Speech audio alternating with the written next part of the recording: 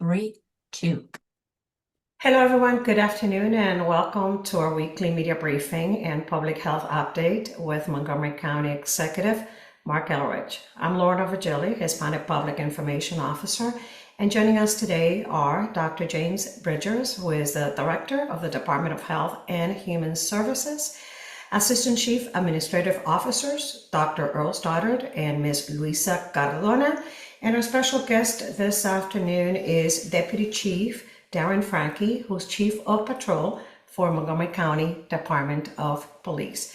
Thank you for joining us, Mr. County Executive. Good afternoon. The floor is yours. Thank you. Thank you, everybody, for being here. Many people have used the summer months to get away from their normal routines. You can tell because the Beltway is not as messed up as it usually is. If you spend time at the beach, out of state or out of the country, welcome back. Many people are back home just in time to celebrate one of the annual traditions that brings our communities together. Tuesday, the 4th, is National Night Out. Many of you are already familiar with the opportunity to better connect to our neighbors and those who serve and protect us. We can talk about crime prevention and the dangers of drugs to our families, but these block parties are also about getting to know people who show up when you need them and to make sure that they're not strangers. There will be more than 24 gatherings happening across the county that will bring together neighbors, first responders, as well as community groups. The National Night Out shows the world that we have a tight-knit community that works together to protect everyone. We saw crime decrease across the board in 2025. Gun assaults were down 53%. Carjackings were down 35%, and incidents of gunfire were down 18%. I want to thank the Montgomery County Police Department for the long hours the officers have put in. Without many hours of overtime, which can be attributed to our officer staffing shortage, we might not have seen results like this. I also want to acknowledge our business community in places like downtown Silver Spring for being strong partners in public safety. Our county council has worked with my executive team to develop county legislation that has helped us to encourage safety planning among downtown businesses. And we've also strengthened our social services network that helps more unhoused people get off the street. And we've adopted technology to become more efficient at the work our law enforcement folks do. That allows us to free up more of our limited resources to deploy more patrol officers to respond to community needs. I want to welcome this week's guest, Darren Frank, who's the Chief of Patrol with MCPD. Chief Frank, thanks for being here and to discuss National Night Out and crime in Montgomery County. It's all yours. Well, thank you, Mr. County Executive. You pretty much said everything. But the few repetitions on your end, so we appreciate the partnership. Yeah. So as you said, we have 28 National Night Out sites across the county in all the districts, all 6 districts. And this whole effort started in 1984. It started around the area of Philadelphia, and it kind of took the country by storm. It's an opportunity for, first, one of the most important things is neighbors getting together and making those connections you talked about, so that in the neighborhood themselves they can make connections on how to solve their problems. Because we talk about it all the time. We're a community policing based organization, and we can't arrest our ways out of situations. We rely on our community to help us and help keep them safe and make these connections. So first you get to meet your neighbors, and then also the police stop in. I'm going to be stopping. I'm trying to hit 6 to 8 events. I know the other assistant chiefs are going to be at events, and the chief, and certainly the county executive, State's Attorney John McCarthy. Our municipal police departments are also going to events. So it's a good opportunity then to make connections with law enforcement. A lot of times when we go in these neighborhoods, unfortunately, they're on people's worst days. This is a great day to get together, share a hot dog. I'm kind of partial to the ice cream that I get to have on occasion as I'm talking to neighbors and hearing what's going on in their neighborhood and giving them a face to someone they can contact, or more importantly, our district commanders and their staff, because they're truly the ones doing the work in the field. And, the county executive discussed our crime rates. So 2025, our crime rates went down. It's because of these connections that we're able to make. 2026, that is continuing to trend downward in many, many categories of crime. That's a good thing for our community. And Tuesday is another opportunity for us to continue to build on a very safe community. So I would encourage everyone, you can Google, easiest way is to Google Montgomery County National Night Out 2026. I did it this morning.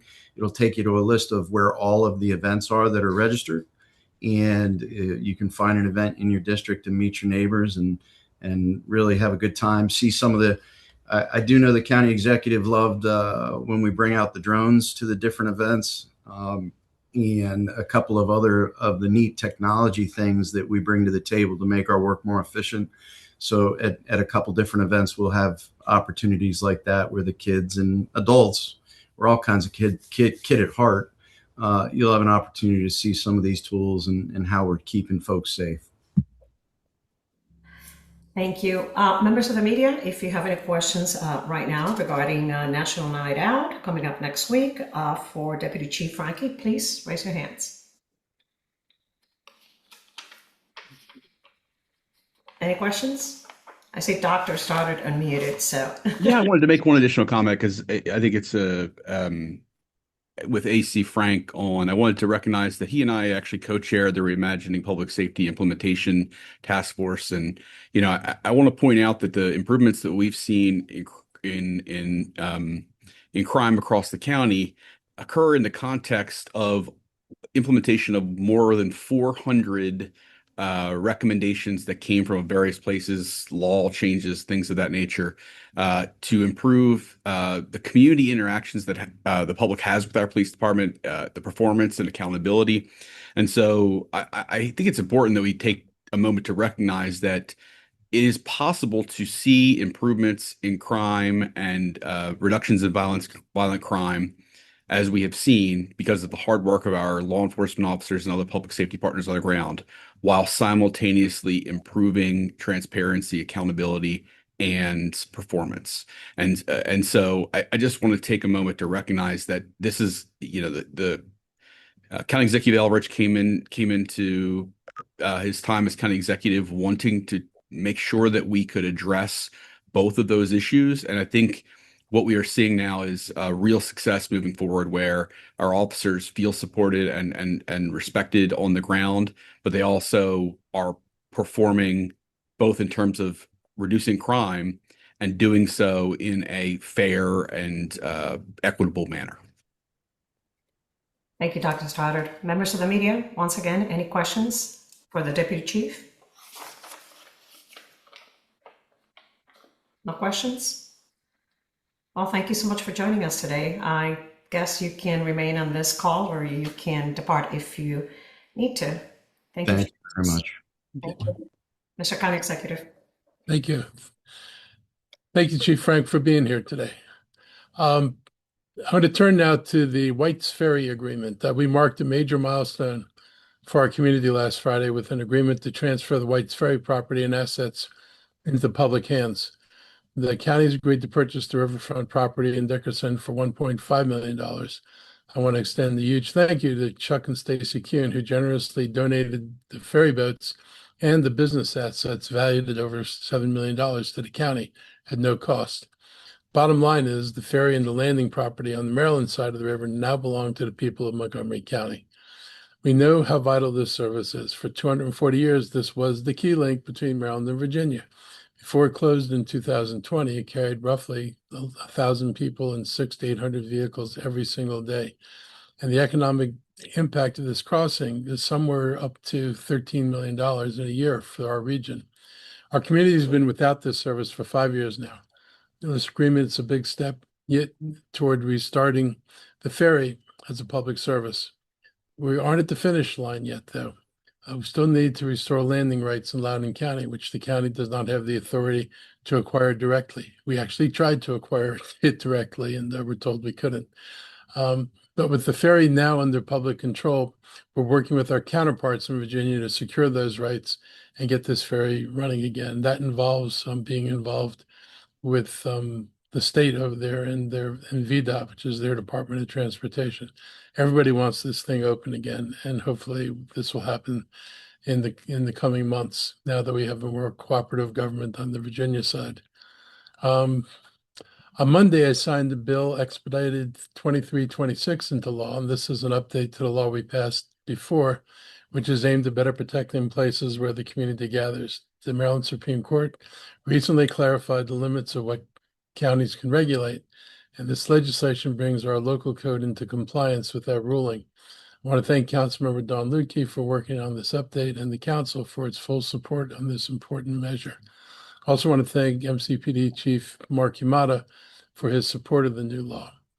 Complying with the court decision is not the same as changing our commitment to your safety. My goal remains exactly what it's always been, to everything we can legally do to reduce gun violence and protect our neighborhoods.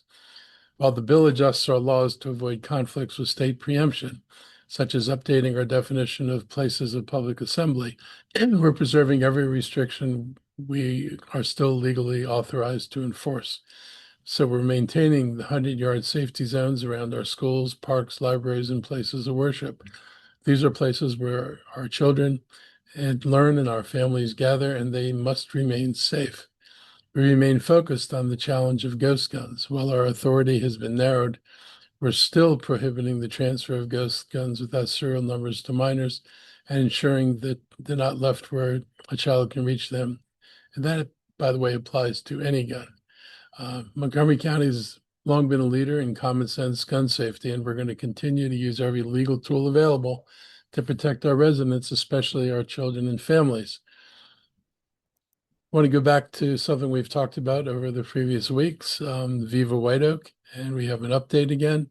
I want to thank the County Council for its vote yesterday authorizing a $420 million in tax increment financing, otherwise known as TIF bonds, needed for the 280-acre Viva White Oak development to begin. Viva White Oak will transform East County and much needed homes, shops, offices, and life sciences facility will be able to come to this area. When fully built, it will include up to 5,000 homes and millions of square feet of commercial and office space next to the FDA headquarters and the White Oak Medical Center. The project will provide a major boost to the local economy and expand opportunities for life sciences sector while adding new amenities for residents. These TIF bonds will fund public roads, site cleanup, and other public infrastructure. They'll be repaid using the future growth in the tax revenue generated by the development. In other words, this is not general fund money, which comes from the taxes everybody pays. County Council previously approved the creation of the development district, and the new bill formally authorizes the issuance of bonds. In the short term, this project will generate thousands of construction jobs, 9,000 permanent jobs once completed. And I'm excited by this step in the process and hope to see the first round of financing be issued this fall. More difficult news, on July 27th, temporary protective status for Haiti officially ended. And for thousands of our neighbors in Montgomery County, that means the legal status that many have held over the last 16 years is gone. These are community members who fled a devastating earthquake, political unrest, massive gang violence, an incredibly corrupt and violent government. And they spent over 16 years building their lives here, raising families, working and paying taxes. Now they're being told that protection no longer exists and that they have to go back. I can't imagine being told that you have to leave the life you built here and take your family back to completely unsafe conditions. But that's exactly what the government is asking thousands of our neighbors to do. Montgomery County is home to a significant Haitian community, an estimated 5,000 residents countywide. A large share of them hold TPS status, parents, coworkers, caregivers, and neighbors whose futures are now very uncertain. What makes the decision even harder to accept is that it directly contradicts the U.S. government's own guidance.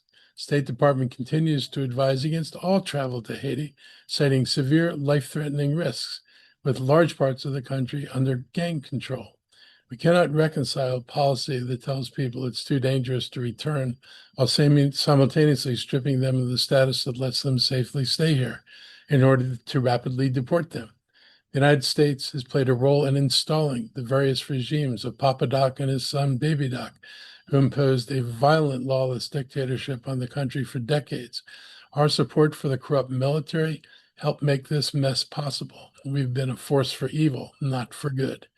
Successive corrupt governments maintained an island marked by intense poverty and lawlessness.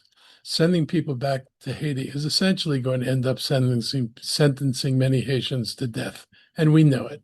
Like so many other things revolving around the human condition, this administration, this government at the United States could care less. And that's a sad commentary on a country that seeks to be the beacon of the world.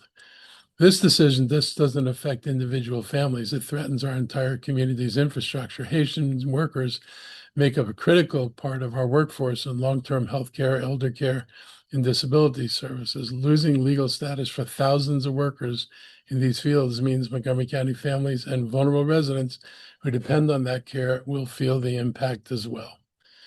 We're grateful to our local organizations and faith communities who continue to demand justice for our Haitian neighbors, like the massive solidarity last night in Tacoma Park. Events like these show that Montgomery County will continue to advocate for immigration policies that are more just, policies that recognize the humanity, contributions, and safety of people like our Haitian neighbors, rather than uprooting them from the lives they've built here.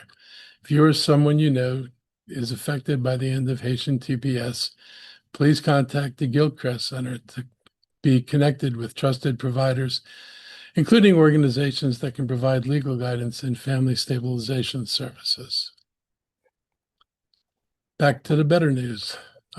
Locally, again, I've always been a strong champion of Montgomery County's Ag Reserve because of the valuable resource, both economically and environmentally. Nearly 1/3 of the county's land, or 93 acres, is devoted to agricultural purposes. More than 580 farms and 350 cultural businesses, horticultural businesses, operate within the Ag Reserve, generating more than $280 million for the local economy. When you look at farm alcohol production alone, we've seen gross sales rise from 2.9 million in 2018 to 17 million in 2024. I want to thank our Maryland delegation and the state for the support of agriculture and the county council for moving forward with the Crossvines in Poolesville. Not only is it a fabulous destination for food and wine lovers, but also supports wine production for our local grape growers. And it's also an event center that can host celebrations or company retreats. Last weekend, many got a chance to visit some of those families and businesses that are part of the Ag Reserve through the annual farm tour and harvest sale. Self-guided tours gave families access to more than 24 local farms, wineries, and breweries, distilleries, and orchards. This tour is one of the most fun things I get to do. While the event is free, it naturally leads to the kind of awareness and purchases that help family farms immensely. There are some of the farms that invite families year-round to pick their own produce, shop at their on-site markets, or relax and enjoy a beverage away from the traffic and noise of our metro areas. Carving out so much space for agricultural purposes also helps protect our regional water quality and allows wildlife habitats to thrive, giving our area the kind of balance that helps our environment. We're fortunate to be able to benefit from the foresight of county leaders when they decided more than 40 years ago now to take concrete steps to address climate change and limit the development of our farmland, which is paying off in so many different ways today. And speaking of our agricultural community, it's also a good time to mention that the County Ag Fair is just around the corner. This year, the festival is going to be in Gaithersburg, as usual, at the fairgrounds, and it runs Friday, August 14th to Saturday, August 22nd. You can get a small discount on tickets for this year's fair by purchasing them in advance. There's no admission charge for children under 11 and under, actually. And family day ride specials will be available on Monday, August 17th, and Wednesday, August 19th. Also, if you want to split the day, you can get your hand stamped at the gate and get back in later in the day without having to pay another ticket. Parking on site is going to be $20 a car, but free shuttles will be available from two of our closest Montgomery College campuses, the one in Rockville and the one in Germantown. So get ready to get a feel for the farm, enjoy the carnival, find a seat at the rodeo, or get a good look at the monster trucks during this year's 9 days of fun. And finally, on a nice feel-good story, if you're looking for an inspirational story, this is the one for today. Chris Williams, who calls Potomac home, landed back on Earth Sunday after 8 months on the International Space Station. He was a 2001 graduate from Montgomery Blair High School and then went to Stanford, MIT before becoming a NASA astronaut. Up there, he worked on research into new cancer treatments and helped develop better manufacturing techniques for high-performance computers and electronics. He also completed 2 spacewalks, one of which to fix a faulty joint on the station's robotic arm. This was his first mission, and he came home safe. Stories like this remind me why I care so much about giving MCPS students equal opportunities to chase their dreams and reach for the sky. You never know how far they'll go. We're proud of Chris's accomplishments and hope he returns home soon for some well-deserved rest. So before we go to questions, I'll give my staff a chance to add anything they want to add to this, and I'll start with the health team. Good afternoon, Mr. County Executive. Nothing from me. The Department of Health and Human Services is looking forward to supporting our public safety partners in the National Night Out that's scheduled for Tuesday, August the 4th. I'll turn it over to Sean O'Donnell for his public health update. Sean? Thank you, Dr. Bridgers. No updates from public health at this time. I'll turn it over to Dr. Stoddard if he has any additional updates. I do not. Let's go to questions. All right, thank you, gentlemen. Members of the media, raise your hands if you have any questions for the county executive and other officials. I see Randy Eldreth from WUSA has her hand up. Good afternoon. Right. Yes, thank you so much. My question is for the county executive. I know at the beginning of July, you talked a little bit about wanting to add additional resources along the Potomac in light of the tragedies that we've seen with the drownings. I know that there's a search going on today. Just wanted to get an update on that. I don't have anything to report yet. I know people are trying to figure out what else we can do to support it. We don't have the capacity to station people all along the river. So we're trying to figure out what do we do? Do we need to put clearer warnings out than we already have? Do we need to take some places off limits and say you can't go there? Though it's questionable about whether we can do this because this is U.S. parkland. But people are trying to figure out what's within the realm of possibility to try to make people more aware that this is a serious, dangerous place and it's not a place to go swimming in. Thank you. Randy, no follow-up? You're good? All right. Members of the media, any additional questions this afternoon? No more questions? Well, thank you so much for joining. Have a great afternoon, and we'll see you next time. Take care, everybody.